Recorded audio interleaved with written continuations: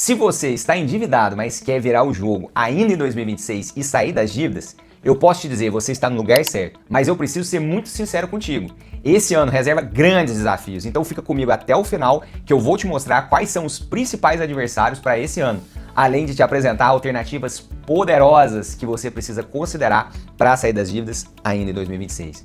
E o meu nome é Niklaus Limborso, eu sou advogado e neste canal ajudo empresários em cenário de crise e endividamento bancário.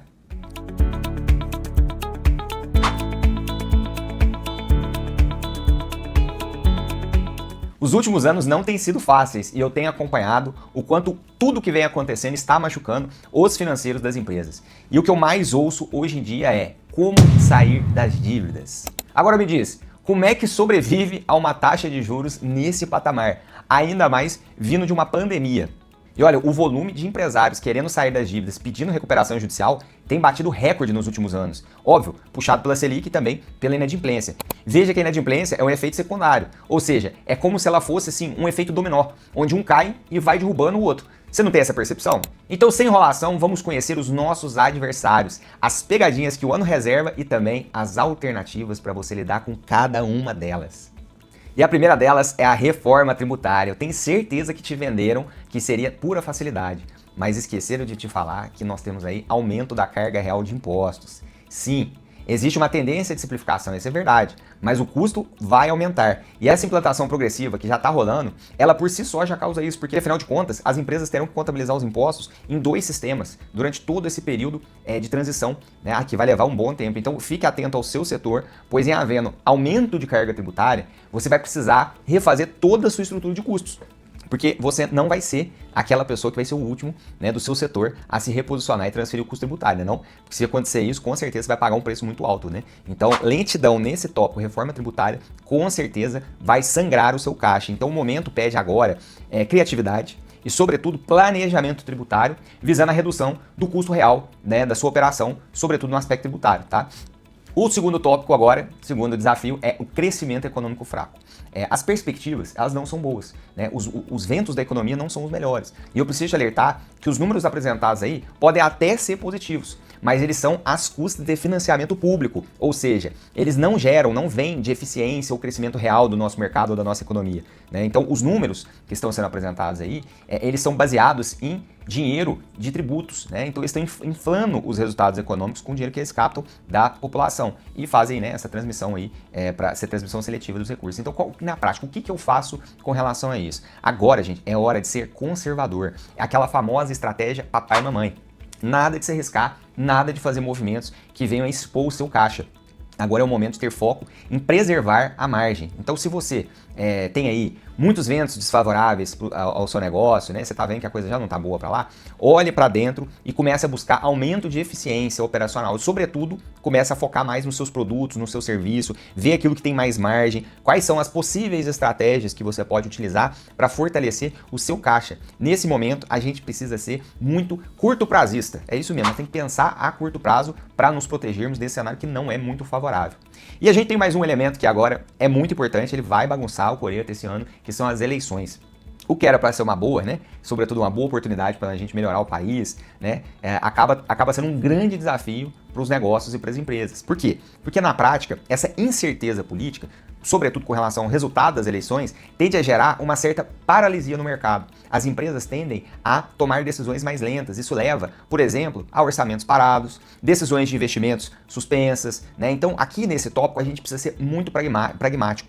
Porque, na real, entre eleição e sai eleição, o país segue de pé, né? A classe política, as pessoas que estão disputando o poder há 300 anos, elas não têm compromisso com a gente, né? Elas jogam contra desde sempre. Então a gente não pode aqui ficar amarrando as nossas decisões se um grupo A ou um grupo B vai assumir o poder, né? É importante nesse momento a gente ter uma análise fria e fora desse calor das emoções políticas. Então agora é o momento de olho nos números, nos fundamentos dos negócios e, sobretudo, nas contingências ou adaptações que nós vamos fazer para todos os cenários políticos, né? Então é o momento de entender que esse efeito das eleições ele pode gerar paralisia. E com isso a gente pode perder velocidade nos negócios. Então, considere isso nos seus cálculos, tá? Nas suas projeções aí para o ano.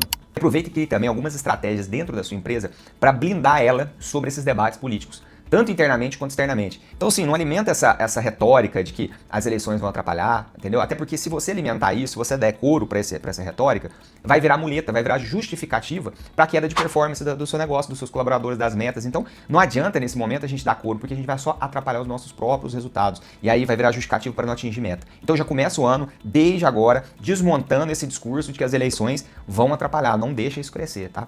E aí a gente tem mais um, que esse é brabo. Chama-se Copa do Mundo e feriados. É isso mesmo. São dois danadinhos que vão comprometer os resultados da nossa economia.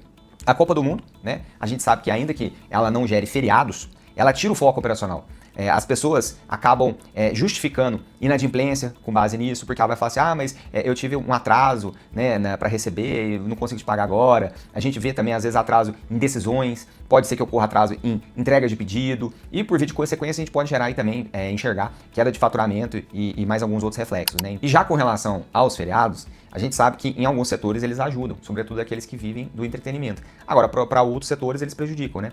Então é importante a gente entender que na média os feriados eles têm um efeito de prejudicar a economia, porque eles geram lentidão pré-feriado e geram lentidão pós-feriado. Isso gera, de uma maneira geral, uma supressão de faturamento, né, e desculpa para resultados ruins. Então, eu recomendo também, nesse aspecto, que você assuma uma retórica de liderança totalmente oposta a esse assunto de que feriados e Copa do Mundo vão atrapalhar os resultados. Então já começa desde o início, não sucumba a essa narrativa de que o Brasil para, porque aí, meu amigo, se você deixar, aí que vai parar é mesmo. Então atue contra esse movimento para que você possa reduzir esses efeitos no seu negócio, tá? Então nesse aspecto, a antecipação, ela manda. Então já considere esses eventos, distribua suas metas de modo que elas sejam diluídas para fora desse período, tá? E considere também a baixa que vai haver por conta do feriado e da Copa do Mundo. Então você desloca as suas metas para outros períodos, outros dias terão que pagar por esses, tá? Então se você tiver oportunidade, faça campanhas prévias, né, para gerar aumento de urgência na tomada de decisão, transfira os resultados, os faturamentos, a produção de dia, imaginando que aquele dia realmente você vai perder, tá? Ainda que a nossa retórica não seja essa, mas já se antecipe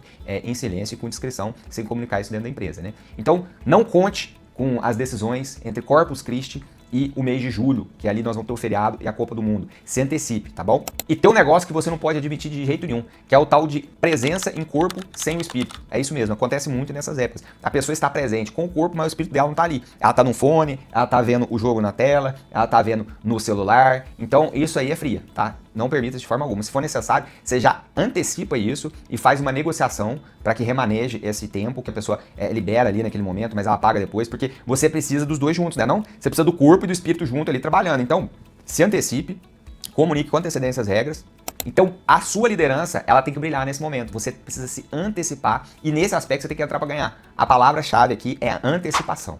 Vamos ter também desafios com relação à gestão de pessoas, é isso mesmo. A disputa por talentos continua e não está fácil, tá? O desafio vai além da contratação. Agora, em 2026, as pessoas estarão ainda mais ansiosas e menos leais, mais sensíveis ao ambiente. Então, a solução aqui é você focar em lideranças mais claras, mais firmes, cultura de responsabilidade. Você tem que trabalhar metas objetivas, comunicação direta. Ambientes confusos, gente, é um negócio que gera equipes improdutivas. Então, ter mais clareza gera vantagem competitiva. Então, foque nas suas lideranças, foque na sua liderança e se liga, porque o próximo tópico que eu vou te apresentar, com certeza vai ajudar muito nesse aspecto de liderança de pessoas.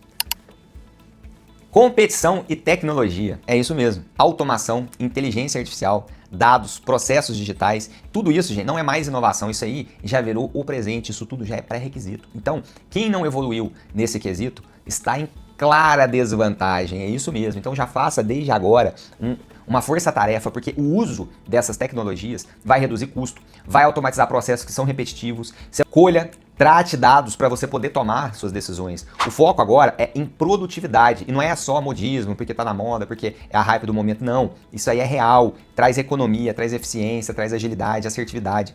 A tecnologia, quando ela é utilizada, mal utilizada, ela gera custo. Agora, quando você utiliza bem, ela te dá fôlego operacional, ela te dá a possibilidade de resolver vários desafios com pessoas. Nós mencionamos que estamos numa fase muito delicada com colaboradores. A tecnologia pode te ajudar substituindo aí ou potencializando várias posições, tá? E tem empresas hoje que estão reduzindo posições ou até eliminando cargos na condição de júnior. Por quê? Porque a inteligência artificial já consegue fazer entregas superiores ao que um júnior faz em diversas posições. Então, antes de eu te dar aqui a dica do aliado, esses foram os principais desafios que eu identifiquei e eu acredito que podem trazer dificuldade para a vida de quem quer sair das dívidas ainda em 2026. Mas eu quero te ouvir, porque afinal de contas pode ser que eu tenha deixado passar algum grande desafio para 2026. Então, já peço que você escreva aqui nos comentários se eu deixei passar e me conta qual é o grande desafio de 2026 para você.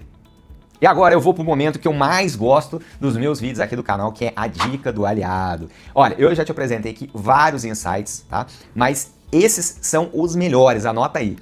E eu vou citar aqui a fala do Flávio Augusto, um cara que eu admiro demais. Ele citou vários eventos desafiadores, né, que a nossa economia passou ao longo dos últimos anos. Em todos eles, nós tivemos aquelas pessoas que utilizassem ele como uma justificativa para o fracasso. E muitas das vezes, antes mesmo que esses fracassos acontecessem, né, como quem fala assim, não espera nada de mim não, porque não espera nada da minha gestão, não espera nada da minha empresa, porque esse ano não vai dar. Né? Quando no caso dele e dos negócios dele, todos prosperaram ao longo de todos os últimos anos, independentemente das adversidades. Né? E eu quero citar aqui uma outra pessoa que eu gosto muito, que é o Paulo Vieira, e ele fala bastante num livrinho, que é O Poder da Autorresponsabilidade. E ele diz que enquanto você não assumir 100% da responsabilidade pela sua vida, você continuará dando poder às circunstâncias, às pessoas e ao passado.